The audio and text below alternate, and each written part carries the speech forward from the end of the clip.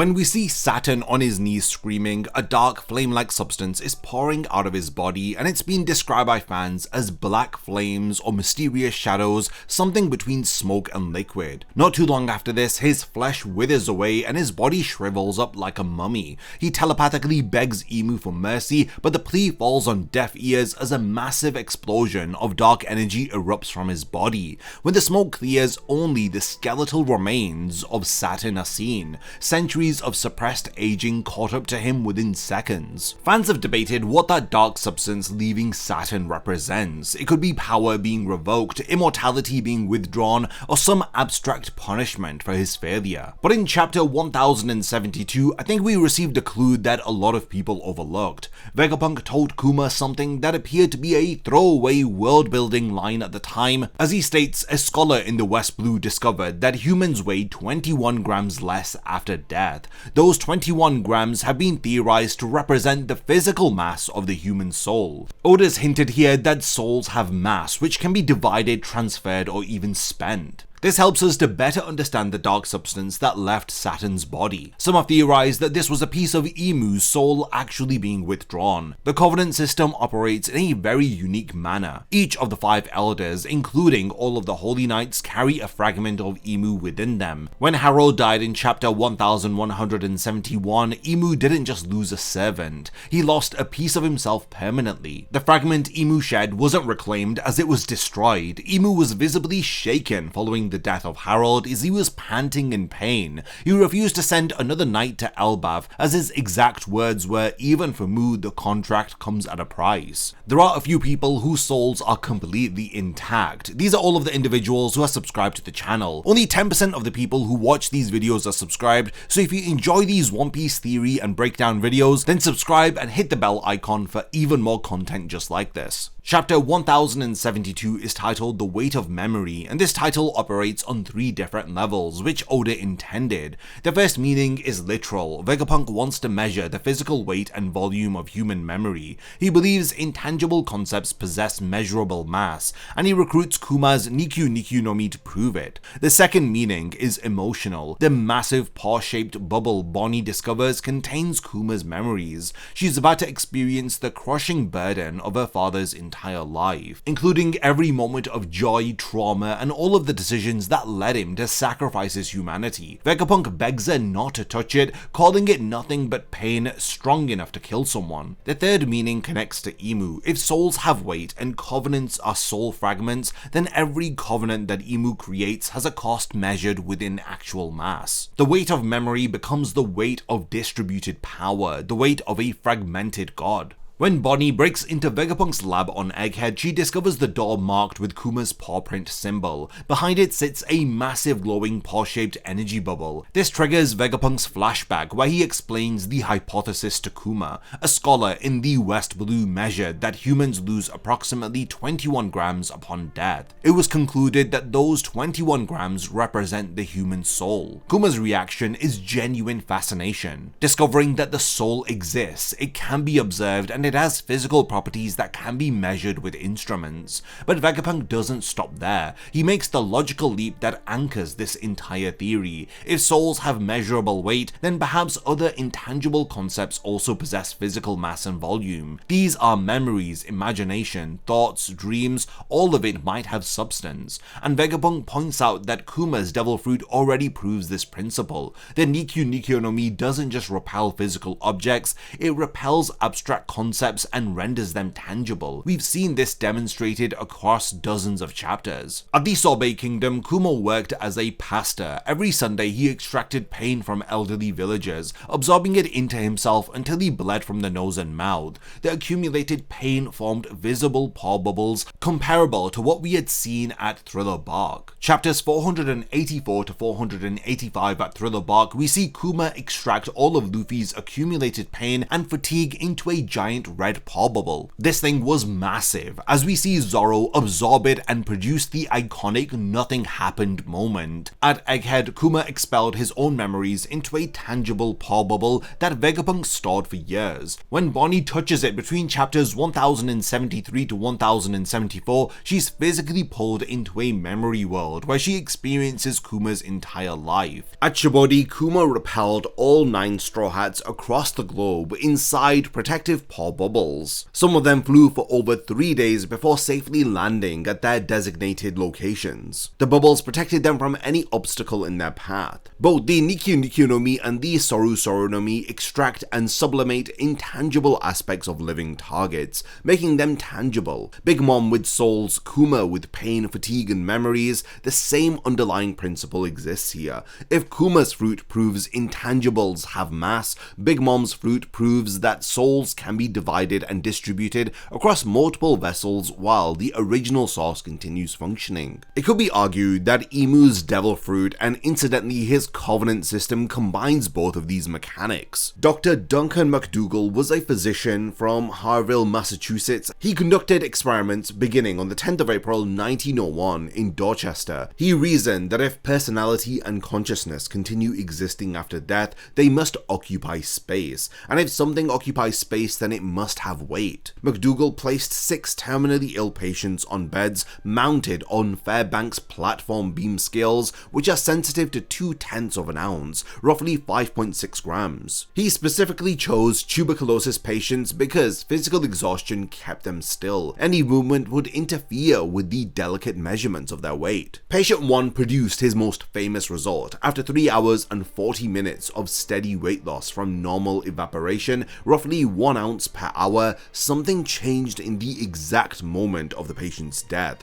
McDougall's original paper describes it as suddenly coincident with death, the beam end dropped with an audible stroke, hitting against the lower limiting bar and remaining there with no rebound. The loss was ascertained to be 3/4 of an ounce, which is precisely 21.3 grams. Things were a bit messier for the remaining 5 patients. Patient 2 showed an ½ ounce loss, but McDougall had great doubts about the exact moment of death. Patient 3 lost ½ an ounce, then an additional 1 ounce minutes later, which McDougall couldn't explain. Patient 4 was discarded entirely due to scale interference from people in the room. Patient 5 showed only a loss of 10.6 grams, but scale malfunction was suspected, and patient 6 died before calibration was even complete. McDougall also tested 15 dogs, almost certainly poisoned since he needed to control their timing of death, as the dogs showed 0 weight change at the moment of death. McDougall concluded dogs lacked souls, which tells you everything about the methodology of his experiment. The New York Times ran the story on the 11th of March 1907 before McDougall could even publish it in a scientific journal.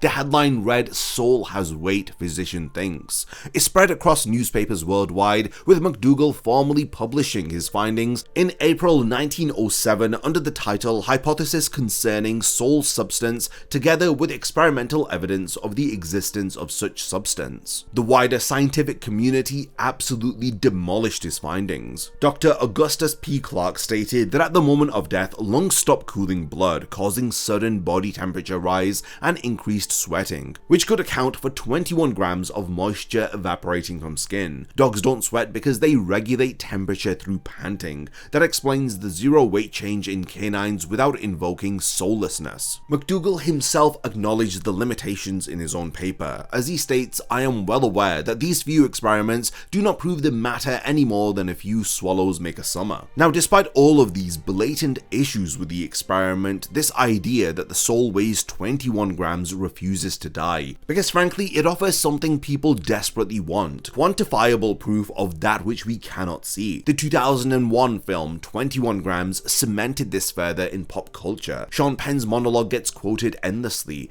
They say we all lose 21 grams at the exact moment of death, the weight of a stack of 5 nickels, the weight of a hummingbird, a chocolate bar. Even within the Egyptian Book of the Dead, dating to roughly 1580 to 1090 BC, the deceased's heart was weighed on golden scales against the feather of mud in the Hall of Two Truths. Anubis oversaw the weighing. Hearts lighter than the feather entered paradise. Those hearts that were heavier were devoured by the monster her Amid. Greek tradition features Zeus weighing the fate of Achilles and Hector on golden scales in Homer's Iliad. Christianity has Archangel Michael weighing souls on Judgment Day. Now, I explain all of this because Oda within One Piece has confirmed that 21 grams isn't a debunked hypothesis. It's a natural law and laws of consequences. Big Mom's Soru Soru no Mi establishes every principle that the theory requires. Understanding how a fruit works is critical for understanding Imu and Imu's powers.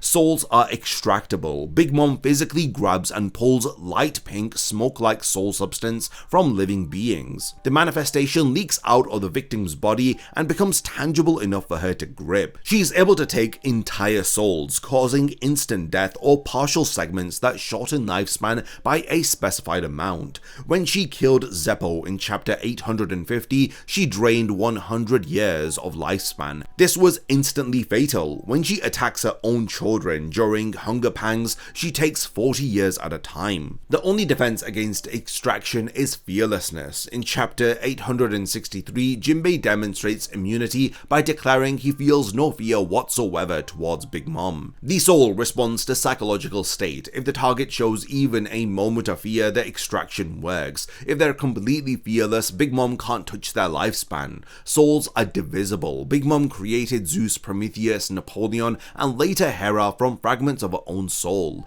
These special homies aren't made from other people's stolen lifespan. They're pieces of Big Mom herself given independent form. Each fragment retained consciousness, personality, and agency. Zeus was carefree and easily distracted. Prometheus was aggressive and loyal. Napoleon was strategic as they argued with each other, as well as proving that they could make independent decisions. Big Mom functions perfectly despite splitting off 4 independent soul pieces. One entity is able to sustain multiple fragments without destroying the original. The fragments don't diminish her power noticeably, and they multiply her capabilities. Soul fragments grant power and enforce loyalty. Regular homies created from citizen souls obey Big Mom because they fear and respect her powerful soul. Her viewer card naturally contains her soul, and it emits a bright pink aura that only homies can see. Anyone holding that card can command homies as if they were Big Mom herself, though her direct presence overrides the card's authority. The Toto land tax system is literally souls exchanged for protection. Every 6 months, citizens surrender 1 month of their lifespan, so souls can be consumed for power. Big Mom consumed her own soul to increase size and strength during the Onigashima battle. The amount of strength gained depends on the strength of the soul sacrificed. She also infused soul fragments into her own skeleton to heal broken bones, using souls as both fuel and repair material. Brook's Yomi Yomi no Mi proves that souls are discrete, separable, and mobile entities that can exist independently of physical bodies. When Brook died the first time, his soul returned from the underworld. The fruit's name literally derives from Yomi, the Japanese underworld. His soul wandered the Florian Triangle fog for an entire year searching for his body. By the time that he found it, only bones remained, as his soul reoccupied the skeleton anyway. Post-time skip, Brook can voluntarily separate his soul from his body. His soul form is able to exit through his mouth and fly through walls, move independently, and interact with the environment. He remains visible and audible. When he uses this ability, his physical body goes dormant and requires protection. Chapter 643 is important. Brook explains that the power allowing him to exist in the living world is neither organs nor muscles, but rather his soul. The fruit's influence enhances his soul, allowing him to make the impossible possible. As long as his bones aren't damaged, attacks don't reach his core. He can transfer his energy to objects like his cane sword, summoning the chill of the underworld, pure coldness from the afterlife that freezes opponents' blood. We also witnessed Brook's powerful soul overwhelming and knocking out Big Mom's homies. In chapter 848, Brook exudes the energies of his own soul, and the homies faint, visually being very similar to Supreme King Haki. Only Big Mom's special homies made from her own soul are able to resist Brook's soul effect because her soul is stronger than the fragments she distributes to regular homies. So stronger souls dominate weaker fragments. This hierarchy matters for Imu. Moriya's Kage Kage no Mi establishes that shadows function as soul proxies and that soul fragments can be stacked for exponential power increases. Brook himself stated that in chapter 455, a shadow is another soul that follows a person wherever he goes. So a Straw Hat has confirmed that shadows and souls are linked. Moriya's fruit exploits this principle. He cuts shadows from victims and inserts them into corpses to create zombies. The zombie gains the personality, fighting skills, and memories of the shadow's original owner. Ryuma, the zombie, used Brook's techniques and had Brook's perverted personality quirks. Oz retained Luffy's love of meat, his laughter style, and his attack patterns. Nightmare Luffy proved that soul fragments can be stacked inside a living body. 100 shadows inserted into Luffy at the same time. As his body grew several times larger, his skin turned blue and his personality shifted to grim seriousness. He gained the combined strength and skills of every shadow inside him. He could suddenly use swords because one shadow belonged to a swordsman. He moved at incredible speeds and overpowered Oz with ease. Most regular people can only contain 2 or 3 shadows before losing consciousness, so the number that one can contain depends entirely on their willpower.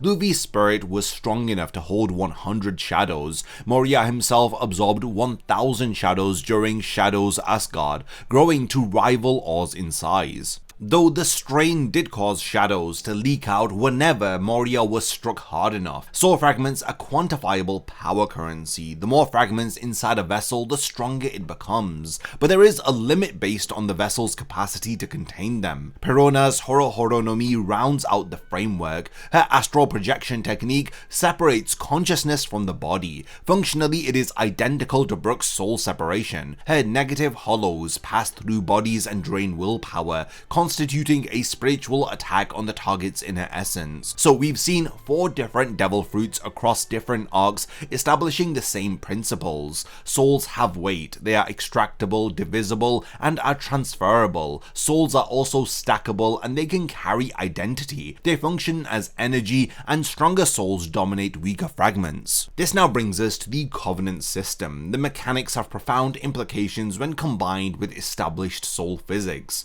The system is powered by Imu's Akuma no Mi. The name is significant in ways most have missed. Akuma no Mi is spelled entirely in katakana rather than the kanji, which is used for the general term devil fruit. Imu's devil fruit breaks the universal naming convention that devil fruit names use with the 2-syllable repeated patterns. The Gomu Gomu, Hito Hito, Mera Mera, for example. The pattern is so consistent that the single word Akuma stands out immediately. This translates Imu's devil fruit as the devil's fruit with a possessive, the only officially translated fruit name to use that possessive form. This positions the Akuma no Mi as the original fruit from which the entire classification system derives its name from.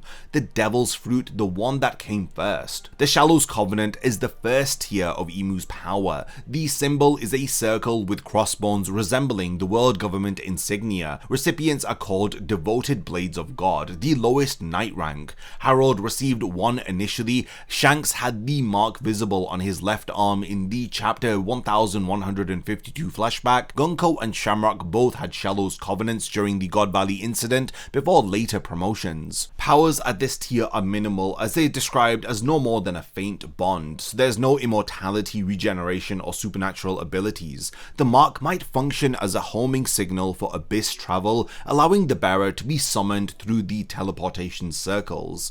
The key limitation is that the Shallow's Covenant only prevents disobedience when the bearer is in close proximity to Imu. Chapter 1168 confirms that Shanks was able to slip away before receiving a Depths upgrade. If Covenants are soul fragments, the Shallows represents the smallest possible sliver, enough to establish a connection and tracking, but insufficient to override will at a distance. It's more of a soul splinter than a soul anchor. The Depths Covenant is the second tier. It's a similar symbol to the Shallows but with an added horn-like overlay. Recipients of this are full Holy Knights. Holders of the Depths Covenant include Shamrock, Summers, Killingham, Maffei, Harold before his death, and approximately 4 unnamed Holy Knights. Powers at this tier are dramatically leveled up, with immortality, regeneration from otherwise fatal injuries, enhanced strength, abyss teleportation allowing instant travel between magic circles, telepathic communication with Imu regardless of distance.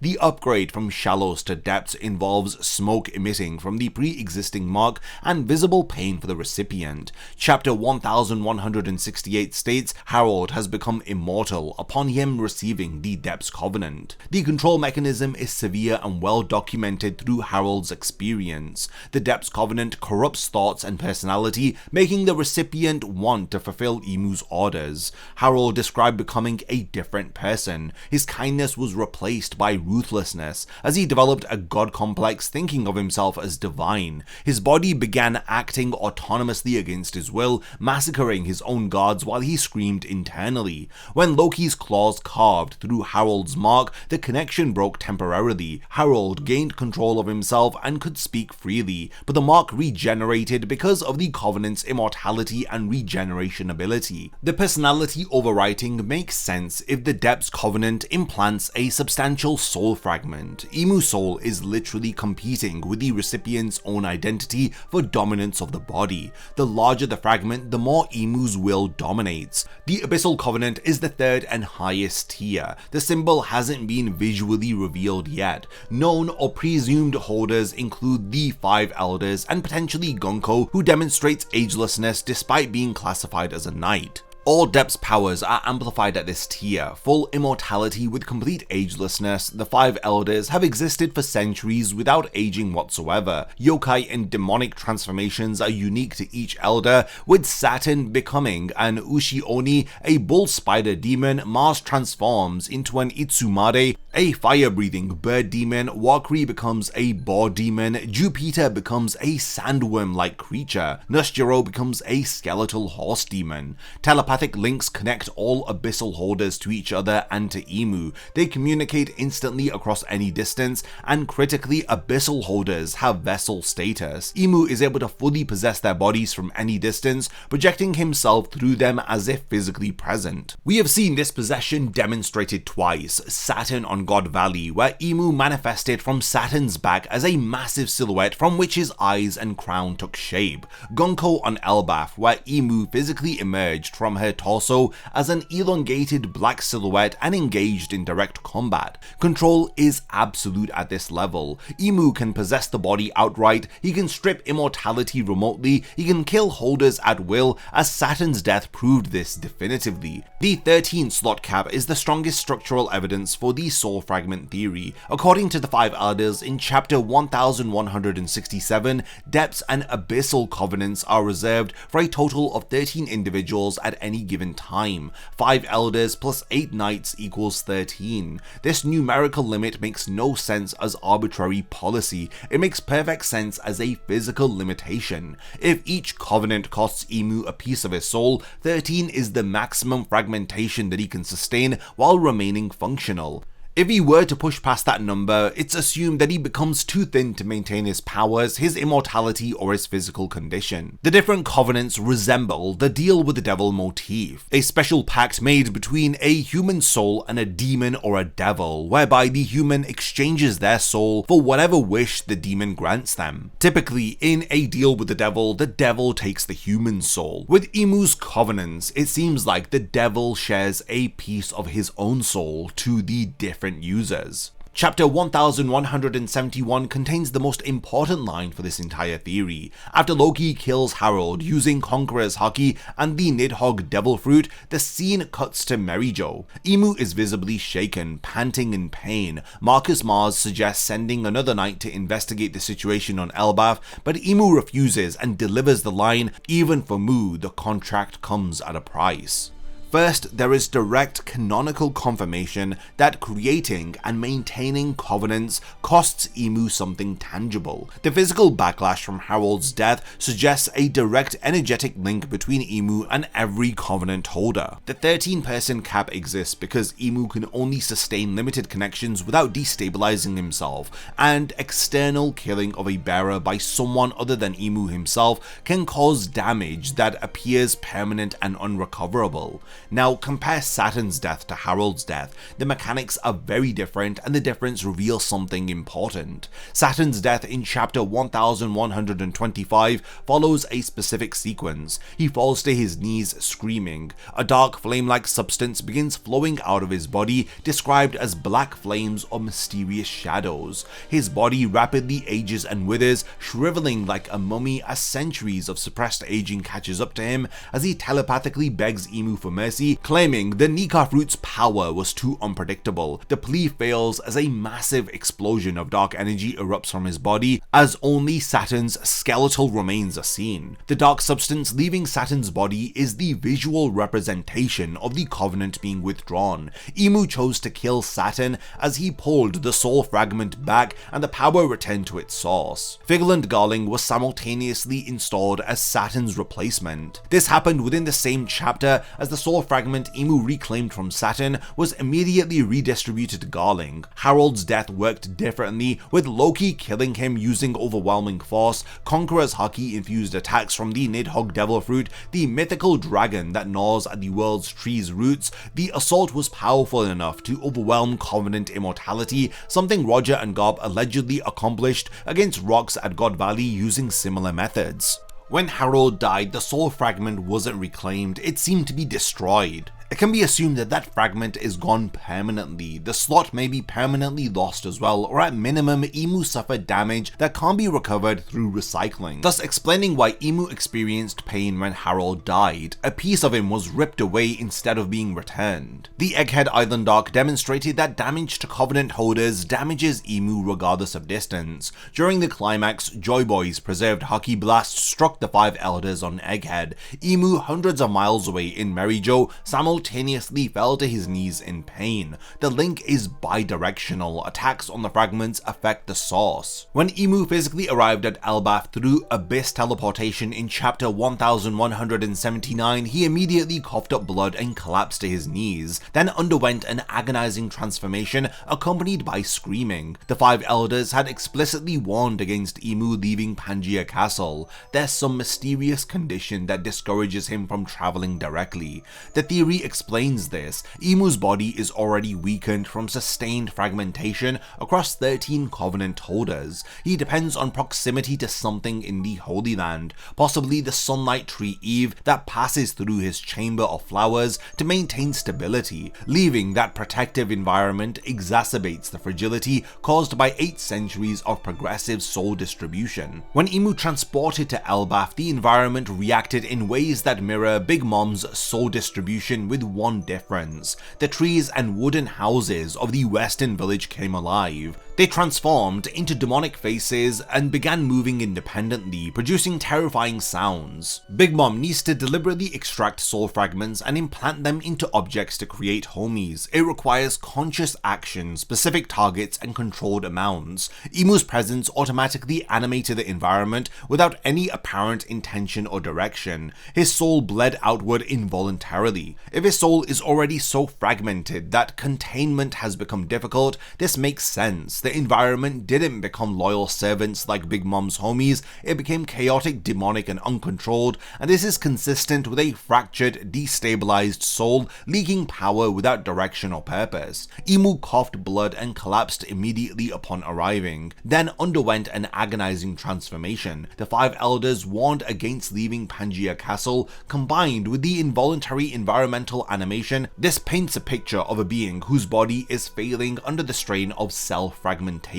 The Demon Covenant, or Domi Reversi, operates differently from the 3-tier Covenant system. Domi Reversi is named after the board game Reversi, where pieces flip colors when surrounded as they transform unwilling victims into demonic servants. The process involves Imu drawing a pentagram magic circle. As he projects this beneath the target and the victim sinks into an abyss portal, they emerge from it transformed with horns, wings, fangs, as well as being enlarged, and they are stripped of all rational thought and they are filled with bloodlust. The parallel to the board game is literal. If 2 converted demons stand on opposite sides of a target, that person is automatically converted without Imu's direct involvement. Chain reactions make Domi Reversi terrifyingly scalable in warfare. Those who are converted retain their original personality, but it's suppressed and they are unable to control their actions. Watching helplessly as as their body destroys everything that they loved. They become intoxicated with power and obey Imu without distinction between friend or foe. Domi Reversi's cost comes from the recipient's lifespan rather than Imu's soul. The technique explicitly exchanges a portion of the target's remaining life for the transformation. Imu expends effort to initiate the conversion, but doesn't sacrifice pieces of himself to maintain it. Domi Reversi is cheap and expendable, fueled by enemy life force. He can use it on opponents, use it on cannon fodder, and on anyone whose permanent loyalty isn't required. Covenants are expensive and fueled by pieces of Imu himself, so he reserves them for trusted servants who need to operate independently with full capabilities over centuries. Luffy and Loki proved that they were completely immune to Domi Reversi, as they both possess god-class mythical zone devil fruits, Nika and Nidhogg. Jabra suggested in chapter 385 that eating a devil fruit means a devil resides within the user. If that's literally true, then the devil's presence may block Imu's soul from entering. Most of the Domi Reversi victims have been confirmed to be non-Devil Fruit users. The immunity pattern does hold true.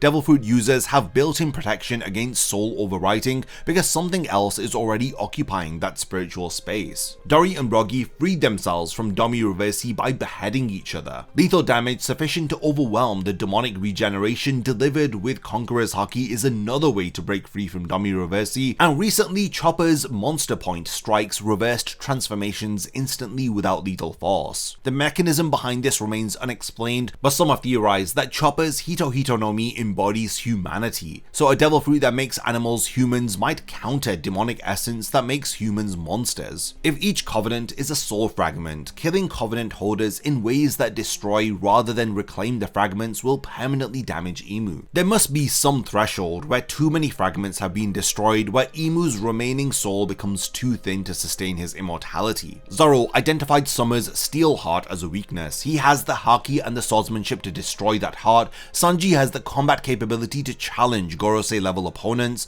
Each crew member's final opponent in the coming war provides opportunity to shatter another fragment of Imu. We have now reached the point of the video where I want to hand over the discussion to all of you. What are your thoughts about this theory of Imu splitting his soul into fragments between all of the different Covenant users? If there's anything that I've forgotten to mention, then let me know by continuing the discussion in the comments. And lastly, thanks for making it to the end of this one, and I look forward to seeing you in my next video. A massive thank you goes out to all of my amazing Patreon supporters for helping to make this video possible. If you also want to support the channel and see your name in the end of my video, then check out my Patreon, which has loads of perks like early video access and so much more. Thank you for sticking around till the end of the video, and whatever you contribute will mean a lot to me.